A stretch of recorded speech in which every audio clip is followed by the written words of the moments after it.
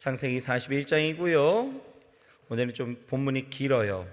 1절부터 57절까지 우리 교독하면서 나아가실 때의 마지막 57절은 같이 읽도록 하겠습니다. 자, 제가 먼저 읽겠습니다. 만 2년 후에 바로가 꿈을 꾼즉 자기가 하숫가에 섰는데 보니 아름답고 살찐 일곱 암소가 하수에서 올라와 갈밭에서 뜯어먹고 그 뒤에 또 흉악하고 파리한 다른 7 암소가 하수에서 올라와 그 소와 함께 하숫가에 섰더니 그 흉악하고 파리한 소가 그 아름답고 살찐 7 소를 먹은지라. 바로가 곧 깨었다가 다시 잠이 들어 꿈을 꾸니 한 줄기에 무성하고 충실한 7 이삭이 나오고 그 뒤에 또 세약하고 동풍에 마른 7 이삭이 나오더니 그 세약한 7 이삭이 무성하고 충실한 7 이삭을 삼킨지라. 바로가 깬즉 꿈이라. 아침에 그 마음이 번민하여 보내어 애굽의 술객과 박사를 모두 불러 그들에게 그 꿈을 고하였으나 그것을 바로에게 해석하는 자가 없었더라. 술 맡은 관원장이 바로에게 고하여 가로되 내가 오늘날 나의 허물을 추억하나이다. 바로께서 종들에게 놓아사 나와 떡 굽는 관원장을 시대장의 집에 가두셨을 때에 나와 그가 하룻밤에 꿈을 꾼즉 각기 징조가 있는 꿈이라. 그곳에 시대장의 종된 히브리 소년이 우리와 함께 있기로 우리가 그에게 고하매 그가 우리의 꿈을 풀되 그 꿈대로 각인에게 해석하더니 그 해석한 대로 되어 나는 복직하고 그는 매어 달렸나이다. 이에 바로가 보내어 요셉을 부르매 그들이 급히 그를 옥에서 낸지라. 요셉이 곧 수염을 깎고 그 옷을 갈아입고 바로에게 들어오니 바로가 요셉에게 이르되 내가 한 꿈을 꾸었으나 그것을 해석하는 자가 없더니 들은즉 너는 꿈을 들으면 능히 푼다더라. 요셉이 바로에게 대답하여 가로되 이는 내게 있는 것이 아니라 하나님이 바로에게 평안한 대답을 하시리이다. 바로가 요셉에게 이르되 내가 꿈의 하숫가에 서서 보니 살찌고 아름다운 7 암소가 하숫가에 올라와 갈밭에서 뜯어먹고 그 뒤에 또 약하고 심히 흉악하고 파리한 7 암소가 올라오니 그같이 흉악한 것들은 애굽 땅에서 내가 아직 보지 못한 것이라. 그 파리하고 흉악한 소가 처음에 7 살찐 소를 먹었으나 먹은 듯하지 아니하여 여전히 흉악하더라. 내가 곧 깨었다가 다시 꿈에 보니 한 줄기에 무성하고 충실한 7 이삭이 나오고 그 후에 또 세약하고 동풍에 마른 7 이삭이 나더니 좋은 7 이삭을 삼키더라. 내가 그 꿈을 술객에게 말하였으나 그것을 내게 보이는 자가 없느니라. 요셉이 바로에게 고하되 바로의 꿈은 하나이라. 하나님이 그 하실 일을 바로에게 보이심이니이다. 7 좋은 암소는 7 회요 7 좋은 이삭도 7 회니 그 꿈은 하나이라. 그 후에 올라온 파리하고 흉악한 7 소는 7년이요 동풍에 말라 속이 빈 7 이삭도 7 회 흉년이니 내가 바로에게 구하기를 하나님이 그 하실 일로 바로에게 보이신 다음이 이것이라. 온 애굽 땅에 7 회 큰 풍령이 있겠고 후에 7 회 흉년이 들므로 애굽 땅에 있던 풍년을 다 잊어버리게 되고 이 땅이 기근으로 멸망되리니 후에 든 그 흉년이 너무 심함으로 이전 풍년을 이 땅에서 기억하지 못하게 되리이다. 바로에게 꿈을 2번 겹쳐 꾸신 것은 하나님이 이를 정하셨음이라. 속히 행하시리니 이제 바로께서는 명철하고 지혜 있는 사람을 택하여 애굽 땅을 치리하게 하시고 바로께서는 또 이같이 행하사 국중에 여러 관리를 두어 그 7 회 풍년의 애굽 땅의 5분의 1을 거두되 그 관리로 장차 올 풍년의 모든 곡식을 거두고 그 곡물을 바로의 손에 돌려 양식을 위하여 각 성에 적치하게 하소서. 이와 같이 그 곡물을 이 땅에 저장하여 애굽 땅에 임할 7 회 흉년을 예비하시면 땅이 이 흉년을 인하여 멸망치 아니하리이다. 바로와 그 모든 신하가 이 일을 좋게 여긴지라. 바로가 그 신하들에게 이르되 이와 같이 하나님의 신이 감동한 사람을 우리가 어찌 얻을 수 있으리요 하고 요셉에게 이르되 하나님이 이 모든 것을 내게 보이셨으니 너와 같이 명철하고 지혜 있는 자가 없도다. 너는 내 집을 치리하라. 내 백성이 다 내 명을 복종하리니 나는 너보다 높음이 보좌뿐이라. 바로가 또 요셉에게 이르되 내가 너로 애굽 온 땅을 총리하게 하노라 하고 자기의 인장 반지를 빼어 요셉의 손에 끼우고 그에게 세마포 옷을 입히고 금사슬을 목에 걸고 자기에게 있는 버금 수레에 그를 태우매 무리가 그 앞에서 소리 지르기를 엎드리라 하더라. 바로가 그로 애굽 전국을 총리하게 하였더라. 바로가 요셉에게 이르되 나는 바로라. 애굽 온 땅에서 내 허락 없이는 수족을 놀릴 자가 없으리라 하고 그가 요셉의 이름을 사브나 바네아라 하고 또 온 제사장 보디베라의 딸 아스낫을 그에게 주어 아내를 삼게 하니라. 요셉이 나가 애굽 온 땅을 순찰하니라. 요셉이 애굽 왕 바로 앞에 설 때에 30세라. 그가 바로 앞을 떠나 애굽 온 땅을 순찰하니 7해 풍년에 토지 소출이 심히 많은지라. 요셉이 애굽 땅에 있는 그 7년 곡물을 거두어 각 성에 저축하되 각 성 주위의 밭의 곡물을 그 성중에 저장하매 저장한 곡식이 바다 모래같이 심히 많아 세기를 그쳤으니 그 수가 한이 없었음이었더라. 흉년이 들기 전에 요셉에게 두 아들을 낳되 곧 온 제사장 보디베라의 딸 아스낫이 그에게 낳은지라. 요셉이 그 장제 이름을 므낫세라 하였으니 하나님이 나로 나의 모든 고난과 나의 아비의 온 집 일을 잊어버리게 하셨다 함이요 차자의 이름을 에브라임이라 하였으니 하나님이 나로 나의 수고한 땅에서 창성하게 하셨다 함이었더라. 애굽 땅의 7 풍년이 그치고 요셉의 말과 같이 7해 흉년이 들기 시작하매 각국에는 기근이 있으나 애굽 온 땅에는 식물이 있더니 애굽 온 땅이 주림에 백성이 바로에게 부르짖어 양식을 구하는지라. 바로가 애굽 모든 백성에게 이르되 요셉에게 가서 그가 너희에게 이른 대로 하라 하니라. 온 지면에 기근이 있음에 요셉이 모든 창고를 열고 애굽 백성에게 팔세. 애굽 땅에 기근이 심하며 같이 있습니다. 각국 백성도 양식을 사려고 애굽으로 들어와 요셉에게 이르렀으니 기근이 온 세상에 심함이었더라. 아멘. 효화행복 교제를 같이 보시겠습니다. 오늘 제목은 의지하면 대비책을 일러주신다입니다. 의지하면 대비책을 일러주신다. 자, 25절 말씀이 요절 말씀입니다. 같이 읽습니다. 요셉이 바로에게 고하되 바로의 꿈은 하나이라. 하나님이 그 하실 일을 바로에게 보이심이니이다. 아멘. 내용을 같이 읽습니다. 심란한 꿈을 2차례나 꾼 바로는 마음이 뒤숭숭하였다. 많은 점쟁이와 현자들을 불러서 꿈을 해석하도록 지시했다. 아무런 성과가 없는 것을 본 술 맡은 관원장은 과거에 자신의 꿈을 정확히 해석해 준 요셉을 기억하고 그를 바로 왕의 꿈 해석자로 추천했다. 바로는 처음에 요셉을 점수학적인 전문가로 애쓰지 않고도 잘 알아맞히는 아주 탁월한 전문가로 간주했다. 그러나 요셉은 꿈 해석이 오로지 하나님으로부터 온 것임을 단호하게 말했다. 바로의 꿈 이야기를 들은 요셉은 7년간의 풍년과 연이은 7년간의 흉년이 있을 것을 예고했다. 그리고 하나님께서 이 일을 어김없이 하시기로 작정하셨다고 말했다. 또한 요셉은 다가올 이 국난에 대비하여 특별한 임무를 띈 관리를 세울 것을 제안했으며 감독관들로 구성된 위원회를 설치하도록 제안했다. 그러자 바로 왕은 요셉에게 그 나라의 모든 정책을 맡겼다. 그에게 맡겨진 직책은 높은 대신의 직책, 즉 왕 자신의 전권 대리자의 직책이었다. 이제 요셉은 왕궁 관리자로서 가장 세력 있는 사람이 되었으며 바로 왕의 인장을 지님으로써 왕령을 공적으로 집행하는 사람이 되었다. 바로는 막강한 권력을 지닌 대제국의 통치자였지만 자신의 문제를 해결하기 위해 당시 죄수에 불과했던 요셉을 의지해야만 했다.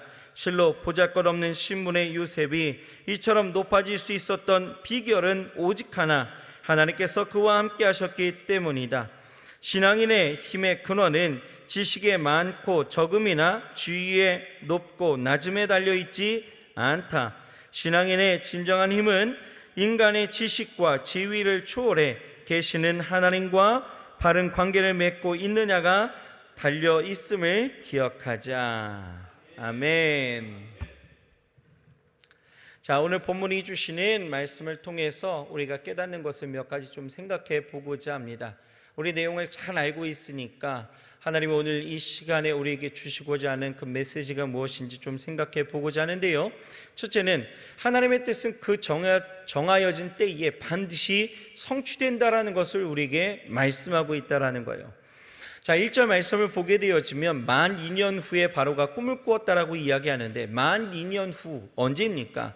이는 40장에서 보았던 것처럼 술 맡은 관원장과 떡 굽는 관원장의 꿈이 각각 성취돼서 술 맡은 관원장은 복직이 되어지고 떡 굽는 관원장은 처형된 지 만 2년 후가 지났다라는 거예요. 이때에 바로가 꿈을 꾸었는데, 이때는 요셉이 꿈을 꾸고 형들에 의해서 애굽에 팔려온 지 13년 되는 해, 즉 그의 나이가 30세가 되었던 나이였습니다.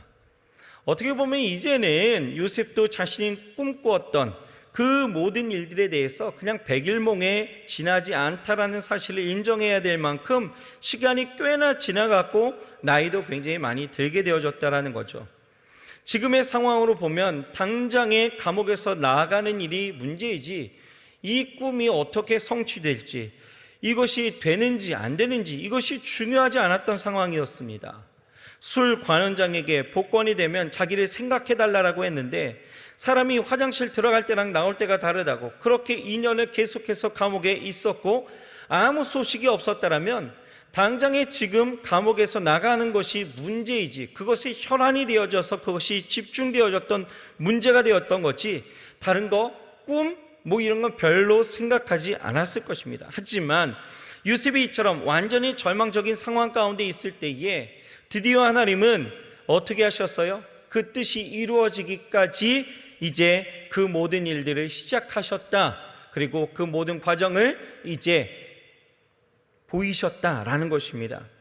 인간적으로 보면 어떤 가능성도 없어 보이는, 그래서 절대 이루어질 수 없다라고 생각하여지는 그 순간이 오히려 하나님께서 그 뜻을 이루시는 가장 적절한 시기였다라는 것을 우리에게 보여주고 있는 것입니다. 바로가 요상한 꿈을 꾸고 애굽에는 이를 해석할 만한 사람이 없었어요. 마침 술 관원장이 옛적 자신의 그 감옥이 있을 때에 자신의 꿈을 해석해 준 그 히브리 소년이 기억되어 바로에게 고하게 되어지고, 그렇게 불려온 이 요셉은 바로의 꿈을 듣고 이는 하나님이 해석하시라는 것이라 말하면서 꿈을 해석하니, 애굽의 7년 풍년에 뒤에 찾아올 7년 기근을 위해서 해결할 방도를 말함으로 애굽을 다스리는 그 총리가 되게 하심에 대한 모든 과정은 하나님의 섭리로 요셉에게 베푸시는 하나님의 은혜로만 가능한 일이 되었다라는 것을 우리에게 보여주는 것입니다. 여러분, 여기서 우리가 깨닫는 것이 무엇입니까? 바로 하나님의 뜻은 하나님께서 정하신 가장 적절한 시기 가운데 가장 적절한 방법으로 성취된다라는 것입니다. 이 요셉이 2년을 기다리는 그 세월 동안 여러분 어떤 마음이었을까를 우리가 좀 생각해 본다라면, 금세나 좀 이 감옥에서 나가게 되어지고 자신의 그 꿈이 이루어질 것에 대한 어떤 기대와 어떤 그 마음이 그래도 조금 남겨져 있었을 터인데, 2년이 지나는 그 세월 가운데에서 그는 그 모든 마음들을 아마 조금씩 사라져가는 어떤 그러한 일들을 보게 되어졌을 것이고, 또 시간이 지나면서 이러한 일들이 자신에게 보이지 않고 또 손에 잡히는 것 없고 귀에 들리는 일들이 없게 되어지니 여러분 어땠을까요? 정말 이것이 정말 하나님이 주신 백일몽이 지나지 않았을까라고 생각하는 어떤 그러한 상황 가운데, 어떤 그런 절망적인 상황 가운데 그는 있었다라는 거예요. 하지만 하나님은요, 인간이 느끼는 그 절망감 속에서도 여전히 하나님은 일하고 계셨고, 그 일하는 가운데 가장 적절하고 가장 최선의 것들을 우리에게 보이신다라는 것입니다. 여러분, 아브라함도 그랬잖아요. 아브라함은 100세에 하나님께서 그 아들을 주셨어요. 75세의 약속을 받았지만 100세가 되기까지 전혀 소망이 없을 때에 하나님은 약속대로 이 아들 이삭을 얻게 하셨는데, 그 일련의 그 과정을 보게 되었지만 전혀 절망적인 그 상황 가운데에서도 하나님은 여전히 일하고 계셨음을 우리에게 보여주고 있다라는 것입니다. 비록 하나님의 침묵하는 그 14년간의 세월이 있었지만 그래도 하나님은 여전히 일하고 계셨다라는 거예요. 또 다윗은 어떻습니까? 그가 비록 하나님께 기름 부음을 받았지만 사울에 쫓겨서 광야와 또 타국에 전전하는 여러 가지의 일들을 보게 되어지고, 또 쫓기는 인생, 그리고 죽음의 위협 가운데 살아가는 어떤 그런 절망적인 상황이 있었는데요. 그러나 그러한 상황 가운데에서도 여전히 하나님은 그 일들을 계획하셨고 그 일을 이루시기까지 일하고 계셨다라는 것입니다. 그러므로 우리는 결코 어떤 순간에도 낙심하거나 절망해서는 안 된다라는 거예요. 왜요? 하나님께서는 모든 성도들에게 크고 놀라운 축복의 약속을 주셨다라는 거예요. 비록 이 땅에서 잠시의 고난과 역경이 있다 할지라도 그것은 마침표가 아니라 쉼표가 되는 것이었고요, 그것은 우리에게 하나님이 행하시고자 했던 하나님의 그 계획이 완전히 사라진 것이 아니라 우리에게 그 모든 일들을 이루시기 위한 하나님의 과정이요 절차였다라는 것을 우리는 신뢰할 수 있다라는 것입니다. 그러니 여러분, 어떤 상황 속에서도 여러분 흔들리거나 넘어지지 마시고 항상 주어진 삶 가운데 이렇게 생각하시면 돼요. 나는 몰라도 하나님은 그 약속에 신실하셔서 지금도 일하고 계신다. 이렇게 생각하시면서 날마다 나아가시길 주의 이름으로 축원합니다. 그 약속이 지금도 이루어지고 있음을 믿으시길 바랍니다. 두 번째는 성도는 자신보다 하나님의 영광을 앞세워 살아가야 된다라는 것입니다. 오늘 본문을 보게 되어지면 요셉이 꿈을 해석하는 그 과정 가운데서 요셉의 말에 우리는 주목해야 한다라는 거예요. 뭐라고 이야기합니까? 요셉은요 계속해서 반복해서 바로에게 이야기하는 거예요. 16절에 보면 이는 내게 있는 것이 아니라 하나님이 바로에게 평안한 대답을 하시리이다. 바로가 내 꿈을 아무도 해석할 수가 없다라고 이야기할 때에, 너는 할 수 있다라고 이야기할 때에 이 요셉이 한 말이 뭐라고 이야기합니까? 내가 하는 것이 아니라 하나님이 하신다라고 이야기하는 거예요. 또 25절에 보면 요셉이 바로에게 고하되 하나님이 그 하실 일을 바로에게 보이심이니이다. 28절에 봐도 내가 바로에게 고하기를 하나님이 그 하실 일을 바로에게 보이신다 함이 이것이라, 이렇게 이야기하는 거예요. 무슨 얘기냐? 꿈의 해석도 하나님이 하신다라는 거예요. 그 꿈을 이루시는 분도 하나님이시라는 거예요. 그에 대한 대비책도 하나님이 주신다라는 것입니다. 모든 것이 다 하나님의 능력이고 하나님이 이루신다라는 거죠. 여기서 우리가 깨달아야 될 것이 바로 무엇입니까? 우리는 모든 일에 나의 능력, 나의 힘을 자랑하면서 살아가지만 여러분, 이것은 철저히 착각이다라는 거예요. 우리가 철저히 내게 능력 주신 자 안에서 그가 주신 은혜로 사는 사람이라는 것을 우리는 날마다 고백하며 나아가야 될 줄 믿습니다. 내게 있는 이 능력이 내 자체적으로 배양된 힘과 지혜와 어떤 능력이 아니다라는 거예요. 그러니 우리는 날마다 하나님 대행사상을 가지고 살아가야 되는데, 여러분, 우리는 모든 일에 있어서 하나님이 나를 통해 하셨음을 고백할 수 있어야 된다는 것입니다. 성경을 보면 수많은 하나님의 종들이 그렇게 살아왔다라는 거죠. 다윗만 보더라도 여러분, 블레셋의 이 골리앗과의 그 싸움 가운데에서 그는 어떤 자세로 임하여 살아갈 수 있었습니까? 뭐라고 고백하고 있어요? 사무엘상 17장 45절을 보면 너는 칼과 창과 단창으로 내게 나아오지만 나는 물맷돌을 돌릴 수 있는 내 능력으로 너에게 나아간다, 이렇게 이야기하지 않았다라는 거예요. 뭐라고 이야기합니까? 나는 만군의 여호와의 이름으로 너에게 나아가노라 라고 이야기하는 거예요. 하나님 대행사서, 하나님의 도구로서 내가 쓰임받는다 라고 고백하며 나아갔다라는 거예요. 이 전쟁은 하나님의 손에 달려있는 것이고 나는 지금 하나님의 도구로서 나아간다라는 거죠. 그러니 그 인생 어떻습니까? 승리하게 되어진다라는 거예요. 하나님이 인정하셨다라는 거예요. 하나님이 그에게 축복하셨다라는 것입니다. 여러분, 그와 같이 우리는 삶의 자리에서 날마다 나는 하나님의 도구로서 쓰임받고 살아가고 있다, 이렇게 고백할 수 있어야 된다는 거죠. 여러분, 이스라엘의 많은 선지자를 보십시오. 그들이 이스라엘 백성들 앞에서 예언의 말씀을 전할 때에도 이것은 내 말이다, 내가 해석해보니 이렇게 전하는 것이다 라고 이야기하지 않았다는 거예요. 뭐라고 합니까? 이는 철저히 하나님으로부터 말씀을 받아 그들에게 전하는 대행자로서 내가 서 있을 뿐, 이 말씀을 주시는 분은 누구이시다? 여호와시다 라고 이야기하는 거예요. 그래서 성경에요, 매번 빠지지 않는 표현이 뭔지 아십니까? 이는 여호와의 말이니라, 이렇게 쓰여져 있는 거예요. 이는 여호와의 말이니라. 이렇듯 우리는 어떤 일을 할 때에든지 항상 나는 지금 하나님의 일을 대행하고 있다라고 의식하면서 살아가야 되는 거예요. 여러분들이 설거지를 할 때에도, 여러분들이 어떤 직장에서 생활을 할 때에도, 여러분들이 어떤 모임 가운데서도 이것은 내가 하나님의 대행자로서 내가 지금 쓰임받고 있다, 이러한 의식을 갖고 이러한 자세로 우리가 살기 시작하면요, 이 모든 것이 뭐가 되어져요? 하나님 앞에 영광이 되어지는 거예요. 내가 하나님의 도구로 쓰임받게 되어지고, 그러니 우리는 날마다 감사와 겸손함으로 나아가게 되어지니, 여러분, 이 모든 영광이 하나님의 것임을 우리는 고백할 수밖에 없다라는 거죠.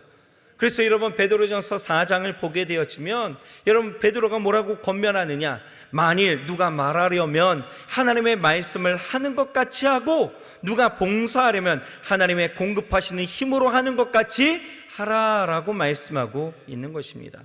그러니 여러분, 철저히 우리는 하나님 앞에 쓰임받는 도구로서 이 땅 가운데서 하나님의 대행자로서 내가 나아가는 그 삶의 자리이니, 여러분, 날마다 겸손함과 그리고 하나님이 나를 쓰신다는 그 자부심 속에 여러분, 삶을 하나님 앞에 온전히 내어드리며 믿음 안에서 승리하시고 그 안에서 온전히 하나님 앞에 축복을 누리며 살아가야 될 줄 믿습니다.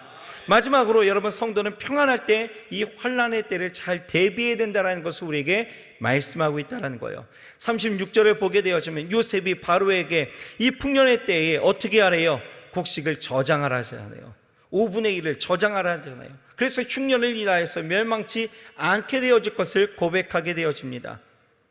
여러분, 이와 같이 여러분, 평소에 우리는 평안할 때 뭐 해야 돼요?